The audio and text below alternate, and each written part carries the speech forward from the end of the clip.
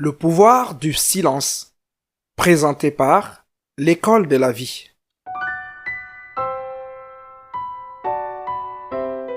Soyez silencieux. Le silence est la clé du succès. Garder le silence vous permet d'avoir une raison de parler, d'analyser vos situations et vous-même, de prendre conscience de la façon dont vous allez réagir. Le silence vous enrichit. Allez-vous le laisser entrer dans votre vie? La sagesse du silence. Apprendre à parler moins et à dire plus. Bienvenue sur l'école de la vie, l'endroit où des gens passionnés par ce que signifie vivre une vie élégante, belle et réussie viennent profiter, partager et discuter de leur propre vision de la vie.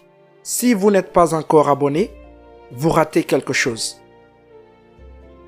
Craignez moins, espérez plus, pleurez moins, respirez plus, parlez moins, dites plus, détestez moins, aimez plus, et toutes les bonnes choses sont à vous. Proverbe suédois. Vous savez qui j'apprécie vraiment? Les personnes qui ne sont pas mal à l'aise avec le silence. Ces personnes avec lesquelles vous pouvez vous asseoir à une table et prendre un délicieux repas sans vous sentir mal à l'aise quand aucun de vous n'a quelque chose à dire. J'aime les gens qui peuvent communiquer entre eux, non seulement avec des mots, mais aussi avec le silence.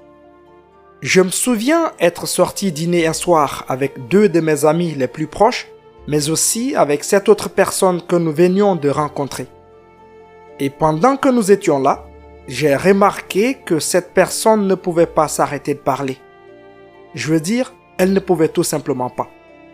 Elle n'arrêtait pas de parler, encore et encore. Et j'avais honnêtement cru que ma tête allait s'exploser à cause de tout le bruit qu'elle faisait. Je n'arrivais pas à croire qu'un être humain puisse parler autant et respirer si peu. J'étais étonné et irrité en même temps.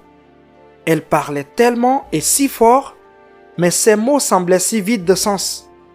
Elle ne disait pas vraiment quelque chose. Vous connaissez cette citation de Ralph Waldo Emerson? Ce que tu fais parle si fort que je n'entends pas ce que tu dis.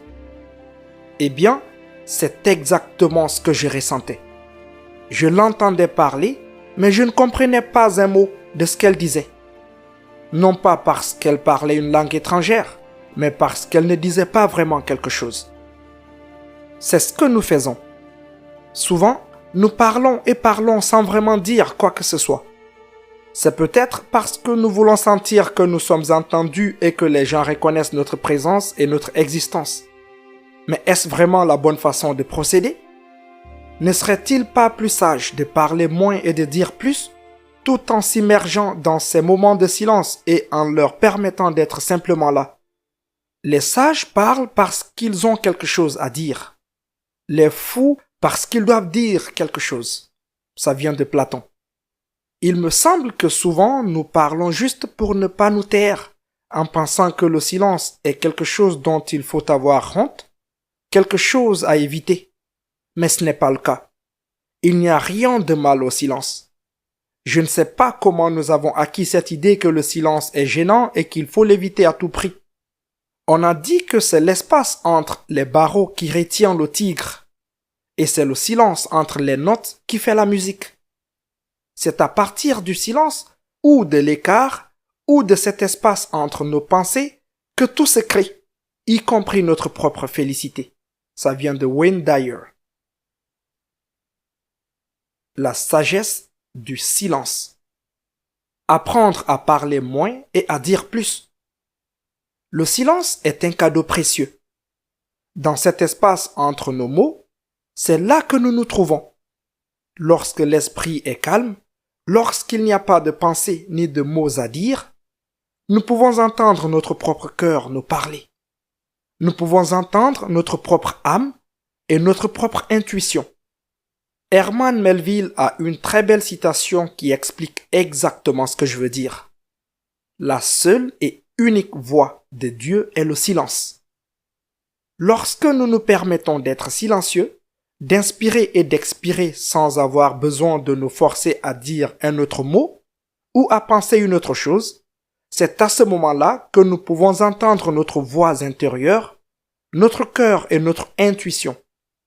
C'est à ce moment-là que nous pouvons faire l'expérience de notre propre divinité, de notre propre beauté et de notre perfection. J'ai plus appris en me taisant et en embrassant le silence qu'en pensant et en parlant. Le silence est mon plus grand professeur.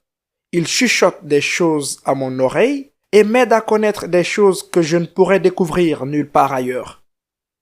Le silence est le sommeil qui nourrit la sagesse, d'après Francis Bacon. Je crois sincèrement que la raison pour laquelle tant d'entre nous sont soumis à tant de stress est que nous n'avons pas encore appris à apprécier et à voir la valeur et la sagesse qui découlent du silence. Qui dit qu'il faut penser et parler tout le temps? Qui dit qu'il n'est pas normal d'avoir des moments où l'on n'a rien à dire? Qui dit que vous devez parler sans arrêt, même lorsque vous n'avez rien de valable à dire? Celui qui ne sait pas se taire ne saura pas parler. Apprenez à parler moins et à dire plus.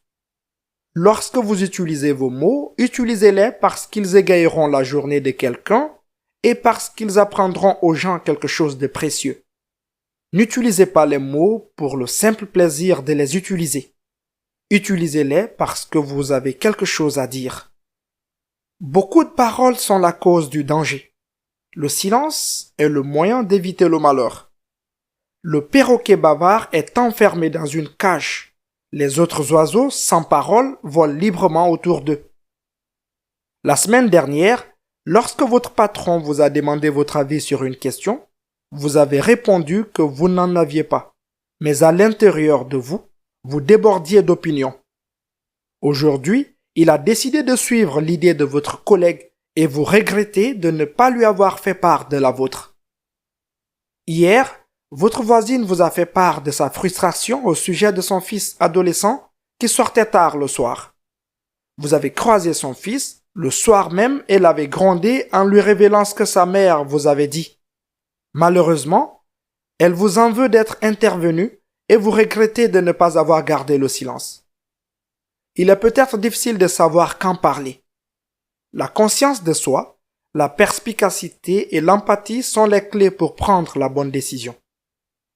Restez silencieux lorsque vous n'avez rien à dire. Parfois, les gens parlent simplement parce qu'il y a du silence. Cela induit un bavardage inutile. Si vous parlez uniquement parce qu'il y a du silence, vous n'avez vraiment rien à dire. Ne supposez pas que quelque chose ne va pas parce que quelqu'un ne parle pas, car il se peut qu'il n'ait tout simplement rien à dire. Parlez délibérément. C'est la clé pour atteindre l'honnêteté et la concentration. Restez silencieux lorsque vous avez beaucoup de temps pour consolider votre réaction. Dans les situations à forte charge émotionnelle, comme les débats ou les disputes avec un conjoint ou un ami, il y a toujours le risque que vous réagissiez de manière blessante ou agressive. Pour prendre du recul par rapport à un problème, vous devrez peut-être prendre du recul et observer. Cela vous permet d'écouter votre intuition et de déchiffrer logiquement ce qui se passe réellement. Restez silencieux lorsqu'il vaut mieux ne rien dire. Évitez de révéler des pensées et des sentiments non pertinents. Par exemple, il n'est pas nécessaire de dire à votre ami que vous pensez que sa femme n'est pas attirante et qu'il pourrait faire mieux. Cette règle s'applique également lorsque quelqu'un vous confie des informations privées. Si vous révélez ce qu'une personne vous a confié, elle aura du mal à vous faire confiance à nouveau. Restez silencieux lorsque vous n'avez pas un interlocuteur réceptif. Il ne sert à rien de parler si l'autre personne ne vous écoute pas, car le message que vous essayez de transmettre ne sera pas entendu. Parlez quand vous voulez faire connaître vos sentiments. Pour maintenir la paix, certaines personnes refoulent des émotions qui devraient être exprimées. Par exemple, si votre conjoint a fait une remarque indélicate sur votre façon de cuisiner, portez-la à son attention au lieu de ruminer silencieusement votre ressentiment. Si vous ne le faites pas, votre sentiment refoulé risque de se transformer en une explosion de rage au moment où vous vous y attendiez le moins. Parlez quand vous avez le pouvoir de changer quelque chose. Si vos paroles peuvent améliorer une situation, vous devez les présenter. Par exemple, si votre frère s'apitoie sur son sort parce qu'il a perdu son emploi, vous pouvez lui faire de l'humour ou lui montrer le bon côté de la vie pour le sortir de sa dépression. Parlez quand une occasion en or se présente. Les occasions manquées sont contrariantes, d'autant plus lorsqu'un seul mot de votre part aurait pu les éviter. Par exemple, vous n'avez pas osé aborder le garçon ou la fille qui vous faisait craquer depuis longtemps. Maintenant, ils ne sont plus une option parce que vous avez mis trop de temps à faire un geste. Lorsqu'une opportunité se présente, saisissez-la en vous exprimant. Parlez quand votre opinion est sollicitée. Tout le monde a une opinion. Si quelqu'un vous demande la vôtre, ne soyez pas timide. Donnez-la honnêtement et avec diplomatie.